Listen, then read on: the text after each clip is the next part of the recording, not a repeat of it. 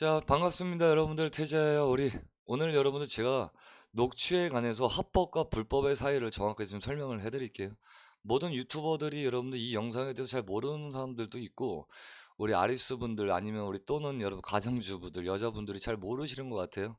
제가 사업을 20년 동안 하면서 여러분들 수많은 재판과 수많은 고소고발로 인한 제 노하우를 조금 설명을 해드릴게요.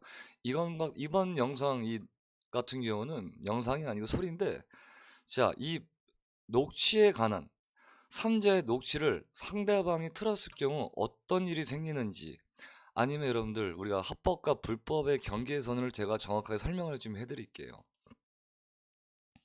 이렇게 자기 통화에 녹음 버튼을 허용한 건 개인 권리를 지키기 위한 거지 남을 비방하거나 망신 주기 위해서가 아니라는 겁니다. 예. 함부로 이 버튼을 남용했다가는 큰 책임을 져야 하는 점도 잊지 말아야겠습니다. 자, 이거 같은 경우는 여러분들 기자분께서 이런 얘기를 합니다. 녹취, 타인과 저와의 녹취, 상대방과 저와의 녹취 같은 경우는 여러분들 자기 보호 차원에서 여러분들 녹취가 가능하고, 그리고 설령 여러분들 이 녹취를 누군가를 망신시켜주기 위해서 여러분들 풀었을 경우에는 형사적인 책임은 없어요. 무슨 말인지 아시겠죠? 형사적인 책임은 없지만 민사로 들어가게 되면 또 틀립니다. 민사로 들어갔을 때 여러분들 300만 원에 대한 돈을 책임을 주고 물어줘야 돼요. 형사로서의 책임은 없지만 민사로서는 여러분들 누군가가 내 목소리를 상대방과 통화했던 거를 누군가가 틀었어.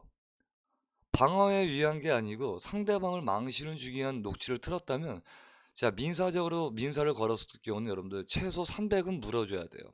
자, 두 번째, 여러분들 타인과 내 녹취가 아닌 상대방들끼리의 통화한 녹취를 누군가한테 전달을 해서 이 녹취를 틀었을 경우는 여러분들 엄청난 여러분들 처벌이 기다리고 있습니다. 자, 통신비밀보호법 제3조에 1년 이상의 10년 이하의 징역이에요. 그러면 제16조죠. 정확하게 통신비밀보호법은 제3조고요. 1년 이상 10년 이하의 징역은 제16조예요. 자, 제가 간략하게 변호사가 얘기한 걸 여러분들한테 제가 들어보고 설명을 해드릴게요. 우리 법에서는 이 통신비밀보호법에서 이에 대한 규정을 두고 있는데요. 우리 통신비밀보호법 제3조에서는 이 공개되지 아니한 타인 간의 대화를 녹음하는 것을 금지하고 있습니다. 이를 위반하면 의외로 형이 상당히 셉니다. 1년 이상 10년 이하의 징역형에 처하도록 규정을 하고 있습니다. 즉 벌금형이 없어요. 자, 이번 같은 경우는 여러분들 제가 다시 한번 설명을 드릴게요. 제가 여러분들 유튜브를 하면서 왜 이런 부분에 대해서 신경을 안 쓰냐면, 자, 타인끼리의 녹취록을 상대방한테 전달을 했어요. 그러면 그 녹취록을 전달한 사람도 여러분들 통신비밀보호법에 걸려서 1년 이상의 징역 또는 10년 이하의 징역이에요. 재수가 좋으면 여러분들 집행유예, 아니면 여러분들 무조건 구속이에요. 그래서 여러분들 저도 항상 영상을 찍고 여러분들 녹취록을 틀 때는 저에 대한 방어권 정도로만 녹취록을 틀지, 누군가를 비난하기 위해서 누군가를 건들기 위해서 녹취록을 틀지 않는다는 거예요.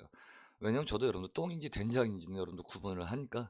그러니까 우리 어르신분들 아니면 여성분들 주부들 같은 경우는 여러분들 사실 법에 대해서 너무 문외한이다 보니까 잘 모르시는 것 같아요. 그래서 실제로 여러분들 타인의 녹취를 안 틀더라도 누군가를 허위사실을 비방하고, 그렇죠? 그런 문제 같은 경우 여러분들 법적으로 상당히 처벌이 세요.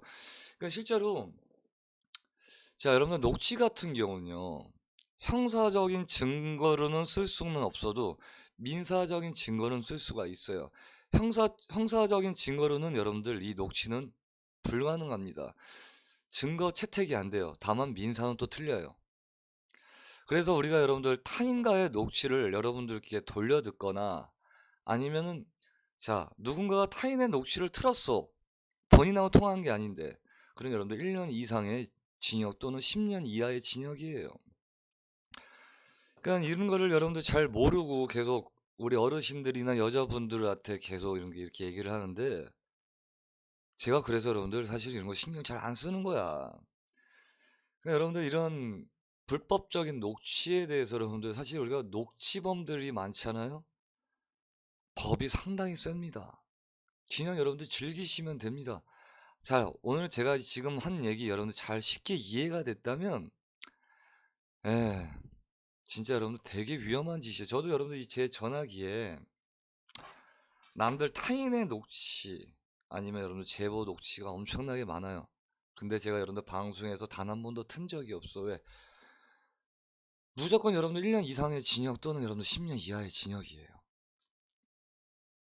그러니까 법에 대해서 여러분들 좀 아시려면은 최소한 기본 상식에 대해서는 좀 알고 갔으면 좋겠습니다. 저는 여러분들 그래서 참 안타까워요. 예, 우리가 여러분 전 20년 넘도록 사업을 하면서 자, 법을 만들어. 요즘 젊은 친구들 아니면 여러분들 조금이라도 잘난 척하고 싶은 친구들이 법을 만들어요. 제가 여러분들 변호사를 사고 누군가를 처벌을 시킬 때 변호사를 사는 이유는 우리가 여러분들 이런 걸 모르기 때문이에요. 그쵸? 아니, 내가 상대방 거 녹취를 틀었어.